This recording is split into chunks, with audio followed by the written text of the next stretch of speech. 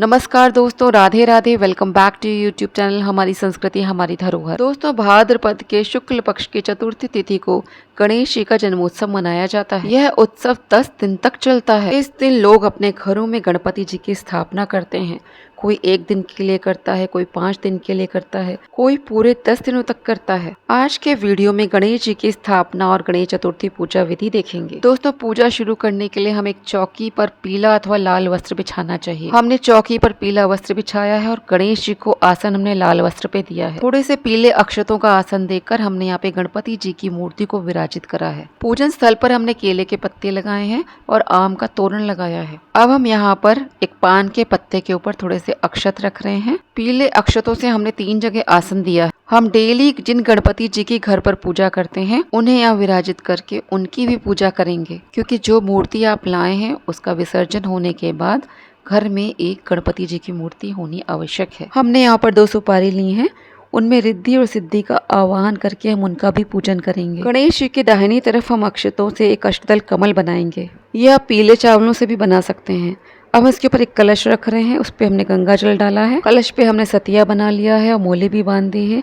अब हम इसमें हल्दी, सुपारी, अक्षत, एक सिक्का और एक पुष्प डालने के बाद शुद्ध जल से इसको घट तक भर दे रहे हैं। हमने इसमें अशोक के पत्ते लगा दिए हैं और अक्षत रखकर उसके ऊपर हमने नारियल रख दिया है। गणेश जी और रिद्धि सिद्धि को हम यहाँ पे पंचामृत से सांकेतिक स्नान करवा रहे हैं। अब हम शुद्ध जल से सांकेतिक स्नान करवा रहे हैं। अब हम कलावे में इत्र लगाकर सबको कलावा अर्पित करेंगे। कलावा अर्पित करने के बाद हम यहाँ पर जनेऊ अर्पित कर रहे हैं। गणेश जी को सुगंधित पुष्पों की माला पहनाई है। इन्हें हमने वस्त्र अर्पित करा है। बाद में वस्त्र को हमने चौकी पे रख दिया है। गणेश जी को हम लाल गुलाब के पुष्प भी अर्पित कर रहे हैं। इन्हें गुड़हल के पुष्प बहुत प्रिय हैं। यदि आपको मिले तो उसे अवश्य चढ़ाइए। गणेश जी, रिद्धि सिद्धि माता और कलश को हल्दी, रोली, कुमकुम और सिंदूर अर्पित कर रहे हैं। अब हम गणेश जी को दूर्वा अर्पित कर रहे हैं। इनको हमें 21 गांठों की दूर्वा अवश्य अर्पित करनी चाहिए और आपको ध्यान देना चाहिए कि 3 पत्ती वाली दूर्वा ही चढ़ाई जाती है और बिल्कुल साफ जगह से तोड़कर चढ़ाई जाती है। अब हम यहाँ पर एक नारियल में गुड़ भरकर गणेश जी को अर्पित करते हैं। यह नारियल और गुड़ गणेश जी के पास प्रथम दिवस से लेकर इनके विसर्जन के दिन तक रखा रहता है। इसको हटाया नहीं जाता है। इन्हें सूखे मेवे चढ़ाए हैं और इन्हें हमने यहाँ पर लड्डू चढ़ाए हैं। ये चूरमा के लड्डू हैं। फिर हमने यहाँ पे मोदक भी चढ़ाए हैं। इनको जो भी भोग प्रसाद हम चढ़ाएंगे उसमें दूर्वा रखकर चढ़ाएंगे। गणेश जी को केले अति प्रिय होते हैं, उनको केले अवश्य चढ़ाइए। हम यहाँ सभी को 5 तरह के फल चढ़ा रहे हैं, मिठाई चढ़ा रहे हैं, अक्षत चढ़ा रहे हैं। इसके बाद मुख शुद्धि के लिए हम यहाँ पर 2 पान पर 2 लौंग, 2 इलायची, 2 सुपारी रखकर सभी को अर्पित कर रहे हैं। अंत में हम यहाँ पर दक्षिणा चढ़ा देते हैं। अब हम अंत में जल से मुखाचमन करा देते हैं। अब हम यहाँ पर सबको धूप दिखा रहे हैं और फिर उसे वहीं चौकी पे रख देंगे। अब यदि आपने गणेश चतुर्थी का व्रत रखा है तो आप यहाँ पर अक्षत और पुष्प लेकर कथा सुनेंगे। हम क्योंकि तीजा का व्रत रखते हैं इसलिए गणेश चतुर्थी का व्रत इस दिन नहीं रखते हैं। गणेश चतुर्थी की सारी कथाएं हमारे चैनल पर दी हैं, आप यहाँ से सुन सकते हैं। इसका डिस्क्रिप्शन में मैं लिंक डाल दूंगी। अब हम डायरेक्टली यहाँ पर कपूर से आरती कर रहे हैं। आप घी से भी पहले आरती करके फिर कपूर से आरती कर सकते हैं या डायरेक्टली आप कपूर से भी आरती कर सकते हैं। आप चाहें तो यहाँ पे हवन भी कर सकते हैं, उसके बाद आप आरती करें। दोस्तों, इस दिन चंद्र के दर्शन नहीं करने चाहिए। यदि आपने गलती से चंद्र के दर्शन इस दिन कर लिए हैं तो आप कृष्ण जी की सेमंतक मणि की कथा अवश्य सुन लीजिए, जिसे सुनने के बाद चंद्र दर्शन देखने का दोष कम हो जाता है अथवा समाप्त हो जाता है। यह कथा मैं डिस्क्रिप्शन बॉक्स में पोस्ट कर दूंगी, आप वहां से पढ़ लीजिएगा। दोस्तों, यदि आप किसी कारण से इस दिन व्रत नहीं भी रख रहे हैं तो आप इस दिन गणेश जी की पूजा अवश्य करिए। यदि आपके घर में नई मूर्ति की स्थापना इस दिन नहीं की जाती है तो आपके घर में जो गणपति जी हैं उनकी पूजा अवश्य करिए। भगवान गणेश दुख हरता है, वे सभी को सुख प्रदान करते हैं। दोस्तों, यदि आपने गणपति जी को बिठाया है तो इनको आपने जितने दिन के लिए बिठाया उतने दिन तक उनकी डेली आपको पूजा करनी है। जिस तरह से स्थापना के दिन हमने पूजा करी है इसी तरह से हमें इनके प्रतिदिन पूजा करनी है।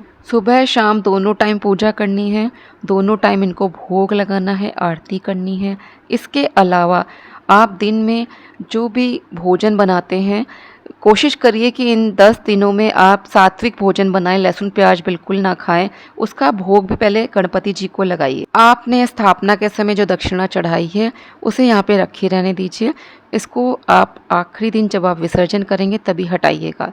दूर्वा आपको प्रतिदिन यहाँ से हटानी है और इनको रोज ताजी दूर्वा चढ़ानी है। कलश को यहाँ से नहीं हटाना है, इसको विसर्जन के दिन ही हटाया जाएगा। इसका भी पूजन किया जाएगा प्रतिदिन। दूर्वा, पान, फूल प्रतिदिन आपको यहाँ से हटा के ताजे चढ़ाने हैं प्रतिदिन। पंचामृत स्नान आप प्रतिदिन ना कराइए, वो स्थापना के दिन हो गया है। प्रतिदिन इनको धूप से स्नान करा दीजिए। भोग में आप इनको सूखे मेवे चढ़ा सकते हैं, दूध चढ़ा सकते हैं, दही की लस्सी चढ़ा सकते हैं, आप लड्डू चढ़ा सकते हैं, घी गुड़ चढ़ा सकते हैं, कोई भी ऋतुफल चढ़ा सकते हैं। इन्हें पान और लाल फूल प्रतिदिन चढ़ाइए। दूध से बनी हुई चीजें भी आप भोग में चढ़ा सकते हैं। दोस्तों, जैसे आप गणेश जी की प्रतिदिन पूजा करेंगे, ठीक उसी तरह आपको रिद्धि और सिद्धि जी की भी पूजा करनी है। यदि आपने अखंड ज्योत जलाई है तो पूरे 10 दिन तक जलाई जाएगी, लेकिन यदि आप पूजा के समय केवल दीपक जलाते हैं तो आपको प्रतिदिन दीपक को धोना होगा, उससे बाती निकालनी होगी, फिर उसका आखिरी दिन बातियों का विसर्जन भी किया जाता है और प्रतिदिन धो के आपको दीपक डेली जलाना है। दोस्तों, गणपति जी के विसर्जन का वीडियो भी बहुत जल्दी आपको मेरे चैनल पर मिल जाएगा। आपको इन 10 दिनों में ओम गंग गणपतये नमः मंत्र का जाप भी करना है और यही मंत्र बोलते हुए इनको हर चीज अर्पित करनी है। तो दोस्तों, अब आज का वीडियो यहीं पे मैं समाप्त करती हूँ। वीडियो को लाइक करें, शेयर करें और चैनल पर पहली बार आए हैं तो उसको जल्दी से सब्सक्राइब कर लीजिए। मिलती हूँ फिर आपसे किसी अन्य वीडियो के साथ। तब तक आप अपना ख्याल रखिए। जय श्री कृष्णा, जय श्री राधे।